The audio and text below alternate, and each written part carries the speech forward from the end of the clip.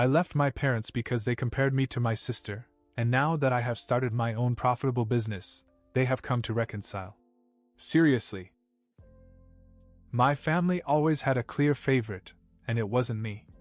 Barbara, my younger sister, was the golden child, smart, beautiful, and somehow always right in my parents' eyes.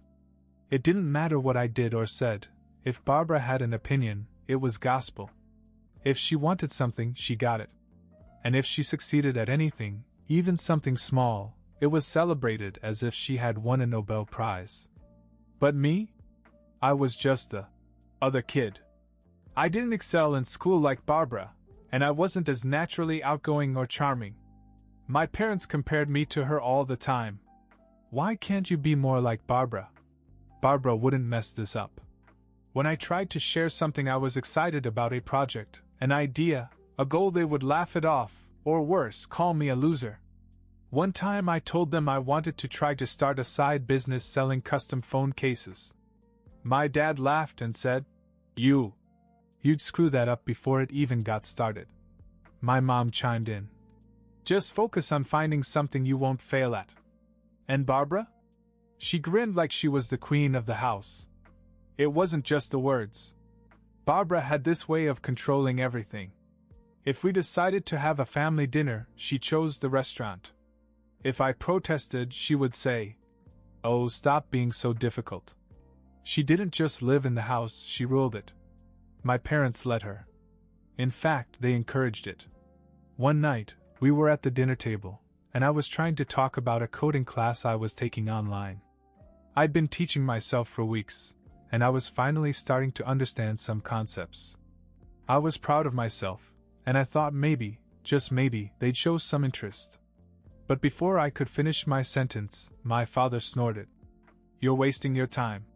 People like you don't have what it takes to make it in something like this." Barbara, of course, had to chime in. "Seriously, what's the point? You've never stuck with anything, and even if you did, it's not like you'd be successful." I remember staring down at my plate, the words hitting me harder than I wanted to admit. At that moment, something inside me snapped. I didn't yell or argue. I didn't even say a word. I just decided. I was done. The next morning, while everyone was still asleep, I packed a small bag with what I could fit: clothes, my laptop, and a few essentials. I didn't leave a note. I didn't say goodbye. I just left. I had no plan, just this fiery determination to prove them wrong. I didn't care what it took. I wasn't coming back until I had something to show for it. When I left, I didn't have much except for a few $100s I'd saved from odd jobs and my laptop. I crashed at a cheap motel for a night, and then found a small room for rent on Craigslist. It wasn't much, just a mattress on the floor and a desk that wobbled every time I touched it, but it was mine. For the first time, I felt like I could breathe. The first week was hard. I kept hearing their voices in my head, calling me a loser, reminding me of every failure. But that was the fuel I needed. I wasn't going to let them be right. I spent hours every day watching tutorials, reading forums, and figuring out how to turn my coding skills into something that could make money. I decided to start small. I knew about freelance platforms where people hire developers for small projects, fixing websites, building simple apps, stuff like that. I created a profile and posted my first gig, offering to build basic e-commerce websites. Within 2 days, I had my first job. It wasn't glamorous, just a small online store for a guy who wanted to sell handmade candles, but I threw myself into it like it was the most important thing in the world. When I delivered it, he loved it and even gave me an extra tip. That gave me a confidence boost I hadn't felt in years. From there, things started to take off. I worked every waking hour, taking on as many jobs as I could. I learned to code better with each project. My reviews were glowing, and more clients started reaching out to me. Within a month, I was making more money than I ever thought possible, enough to pay rent, buy decent food, and even save a little. But the moment that hit me the hardest came at the end of the second month. I was scrolling through used car listings, not seriously expecting to find anything I could afford, but there it was, a decent little sedan for $8,000. I'd saved just enough to buy it outright. Sitting behind the wheel of that car for the first time felt surreal. I couldn't help but think how they'd laugh if they knew. You? Buying a car? Yeah, right. But I had done it. Me. That's when I decided to go back, not to stay, not to apologize for leaving, but to show them.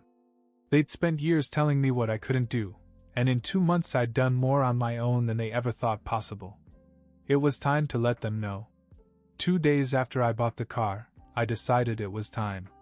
I hadn't told anyone where I was or what I was doing since I left. As far as my parents and Barbara were concerned, I'd probably fallen flat on my face. That thought made me smile as I pulled up to their house. The place looked the same, meticulously maintained, with Barbara's favorite flowers blooming in the garden. Typical. I parked my car in the street, took a deep breath, and walked to the door. For a second I considered turning around and driving away, but no. They needed to see this. My mom opened the door, and her eyes widened in surprise. "Oh my God, it's you!" She called for my dad and Barbara. They rushed into the living room and stared at me like I was a ghost. "Look who decided to show up," my dad said. His tone was somewhere between annoyed and curious. Barbara was quiet, watching me with her arms crossed as if waiting for an explanation. I sat down at the dining room table, the same place where they'd laughed at me countless times. They followed me, still looking at me as if they couldn't understand what I was doing there. I didn't waste any time. "So," I said, leaning back in my chair, "remember how you always said Barbara was perfect and I was the loser who couldn't do anything right?" They didn't answer. My mom looked uncomfortable, my dad frowned, and Barbara grinned like she was still in charge. "Well," I continued, "I left 2 months ago, and in that time I started a business. Last week I bought a car. It's parked outside."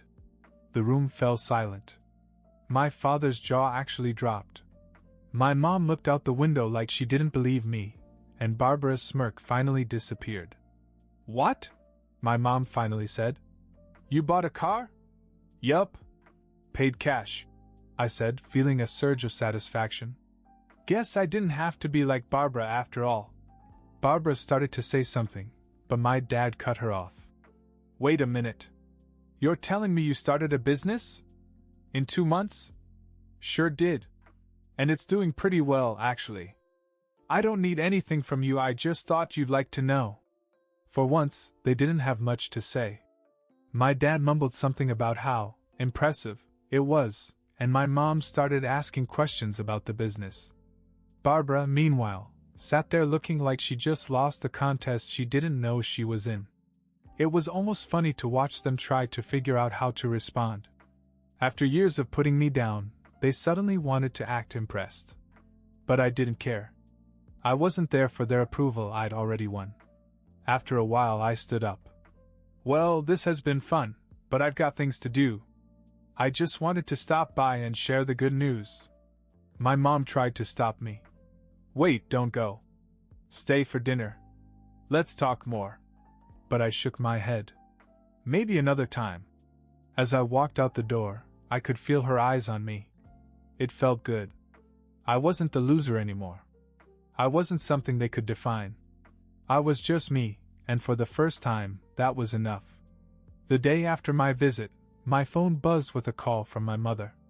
I almost didn't answer it, thinking it would just be more of the same nonsense, but curiosity got the better of me.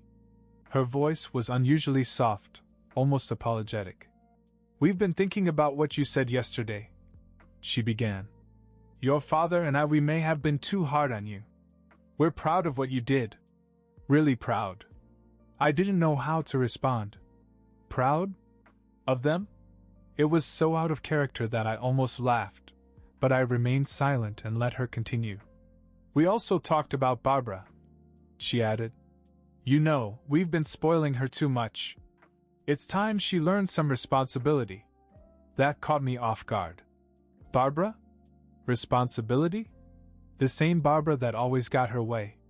I didn't believe it for a second, but I said, "Okay," and hung up. It wasn't until a few days later that I realized they were serious. I went back to the house to pick up some things I'd left behind, and the vibe was completely different. My parents were doting on me like I was the golden child, and Barbara looked miserable. When I walked in, my mom practically ran up to me with a big smile. "Oh, we were just talking about you.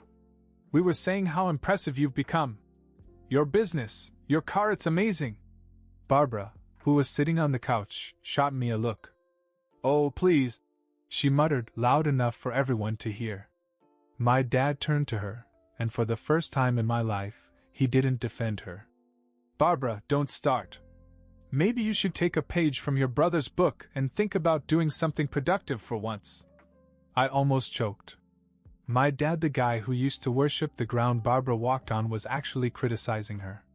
Barbara's face turned red and she stormed off to her room without saying a word. At dinner it got even stranger.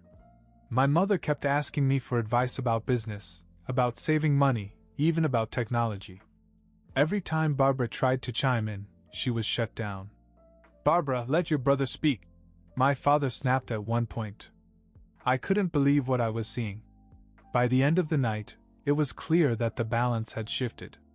My parents had gone from treating me like a failure to treating Barbara like she was the problem. And she hated it. As I was leaving, Barbara cornered me in the hallway. "What did you do to them?" she hissed. I raised an eyebrow. "Nothing. Maybe they just realized you're not as perfect as they thought." She scoffed. "You think this is funny? They treat me like garbage now, and it's your fault." I didn't bother to answer. I just walked past her, still trying to process how quickly everything had changed. Truth is, I didn't feel sorry for her. Not even a little. She had spent years making my life miserable, and now she was finally getting a taste of what it felt like to be on the other side. It wasn't my fault they turned on her, I just showed them there was more to me than they ever wanted to see. If anything, I figured she'd survive. She was still Barbara, after all. She'd find a way to make it all about her again. Or so I thought. Barbara was not one to sit quietly when things didn't go her way. After a lifetime of being queen of the house, she wasn't going to let it slip away without a fight. It started with little snide comments whenever I visited, subtle jabs at my success, things that were easy to ignore. But over time, her frustration boiled over, and she began openly trying to win my parents back. One day I stopped by the house for dinner. It was something my mom had been insisting on lately, and since I wasn't one to pass up a free meal, I went. As soon as I walked in, Barbara was sitting in the living room with my parents, all smiles, showing them something on her phone. "Look, Mom, Dad," she said loud enough for me to hear from the doorway. "I'm also thinking about starting an online business. I've been doing some research, and I think I could do really well with it. Don't you think that's a good idea?" My mother nodded politely. "That sounds nice, Barbara." Barbara's eyes flicked to me as she continued to speak. "I mean, I've always been so good at managing things. And I already have some ideas. I just need some help to get started. Maybe you could give me a little loan." I sat down at the table and tried not to laugh. My father shook his head. "Barbara, we've supported you enough over the years. If you're serious about this, why don't you ask your brother for advice? He figured it out for himself. Maybe you can too." The look on her face was priceless. She stammered something about how I just got lucky, and tried to brush it off, but it was obvious that her plan had failed. My parents weren't buying her act. A few weeks later, my mom brought up an idea I hadn't considered. "You know," she said during one of our conversations, "you could save so much money if you just moved back home for a while. It doesn't make sense to waste all that money on rent when you could live here for free." At first I wasn't sure. The thought of living under the same roof as Barbara again didn't appeal to me. But the more I thought about it, the more it made sense. My business was growing, but it wasn't at the point where I wanted to throw money away on rent. Living at home could help me save faster. So I agreed. I moved back in, set up a small workspace in the corner of my old room, and got back to work. My parents treated me like royalty. They made me breakfast, asked how my business was going, and even bragged about me to their friends. Barbara, meanwhile, was furious. She'd gone from being the favorite to being practically ignored. My parents barely listened to her, and when they did, it was usually to compare her to me. "Why don't you try doing something like your brother?" my father would say. "Look how independent he's become." It was surreal. For years I'd been in Barbara's shadow, and now the roles were completely reversed. She tried everything to make things work in her favor, being extra sweet to our parents, pretending to be supportive of me, even trying to butter me up with compliments. But it was all so fake, and everyone could see through it. I'd catch her staring at me sometimes, like she was waiting for me to screw up. But I wasn't going to give her the satisfaction. I kept my head down, worked hard, and watched her flounder in her attempts to regain her throne. The best part? I saved a ton of money. Every month I put away almost everything I earned, knowing that the more I saved, the sooner I could move out and never look back. Barbara could try all she wanted, but the truth was, my parents didn't love me for who I was, they loved me for what I represented: success. And that was something Barbara couldn't fake, no matter how hard she tried. For once, the house didn't feel like her kingdom. It felt like mine. Barbara wasn't done yet. Her frustration had turned to desperation. She hated that I was back, she hated that our parents had turned all their attention to me, and most of all, she hated that nothing she did seemed to change the situation. So she decided to take a more aggressive approach. One night, after our parents had gone to bed, she burst into my room. Her face was red and she slammed the door behind her like she owned the place. "This has gone far enough," she hissed. "You think you're so smart, don't you? Waltzing back in here and turning Mom and Dad against me. Well, I'm not going to let you ruin my life." I leaned back in my chair and stared at her. "Ruin your life? You're the one who's been running things around here for years. What's wrong with you? Can't handle not being the favorite anymore?" Her eyes narrowed. "You think this is funny? I swear, if you don't back off and leave, I'll make your life a living hell. I'll tell Mom and Dad all kinds of things about you. I'll make sure they hate you again, just like they used to." I couldn't believe what I was hearing. She would really go that far? I shook my head, more amused than anything else. "Barbara, you're the only one ruining your life. And if you think I'm afraid of your threats, you don't know me at all." She stormed out, but the next day she started making good on her threats. She told my parents that I'd been sneaking out at night and wasting money on gambling, completely fabricated nonsense. She even accused me of stealing money from her, which was ridiculous since she didn't even have a job.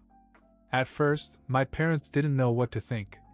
My mom asked me about the gambling story, and I calmly explained that it wasn't true. My dad, to his credit, seemed skeptical of Barbara's claims from the start. But the turning point came when Barbara got caught in her own web of lies. One night, my mother overheard Barbara on the phone with a friend bragging about how she was going to get me kicked out of the house. "If I can just convince them he's a liar, they'll treat me like they used to," she said, laughing. That was it. My mother was furious. She came straight to me and demanded to know what else Barbara had done. I told her everything, how Barbara had threatened me, made up stories, and done everything in her power to sabotage me. My father joined the conversation, and the more they heard, the angrier they became. The next morning they confronted Barbara. At first she denied everything, but when my mom brought up the phone call she'd overheard, Barbara broke down and started screaming about how unfair it was that I was getting all the attention. She said she was tired of being ignored and treated like she didn't matter. My dad didn't hold back. "You're the one who's been ignoring everyone else for years, Barbara. You've been selfish and manipulative, and we're done. If you can't live here in peace, then maybe it's time you found somewhere else to live." Barbara's jaw dropped. "You're kicking me out?" My mother nodded. "We've had enough. You can stay with a friend until you figure out how to take care of yourself." Barbara tried to argue, tried to cry, but it didn't work. At the end of the day, she packed her things and called a friend to pick her up. As she left, she shot me a look that could have burned a hole through steel. "You're going to regret this," she said. But I didn't regret it. For the first time in my life, I felt like I was in control, like I wasn't just surviving in Barbara's shadow. And even though I knew my parents' sudden change of heart was tied to my success, I didn't care. I was building something real, something they couldn't take away from me, and Barbara was finally facing the consequences of her actions. It wasn't my problem anymore. Barbara stayed with a friend for a while, but it didn't last. Her attitude wore thin, and she eventually had to move in with roommates and get a part-time job. From what I heard, she had a hard time adjusting to not being the center of attention. Her relationship with our parents became distant. They didn't cut her off, but they stopped spoiling her. My mother once said, "Maybe this is the wake-up call she needed." As for me, my parents treated me much better than before, even though I knew it was tied to my success. They dropped hints about me helping out financially, which I occasionally did to keep things running smoothly. Barbara and I didn't talk. She blamed me for her problems, and I didn't bother to respond. I focused on building my future and no longer needed anyone's approval. The family dynamic had changed, but I had grown out of it. I felt truly free for the first time,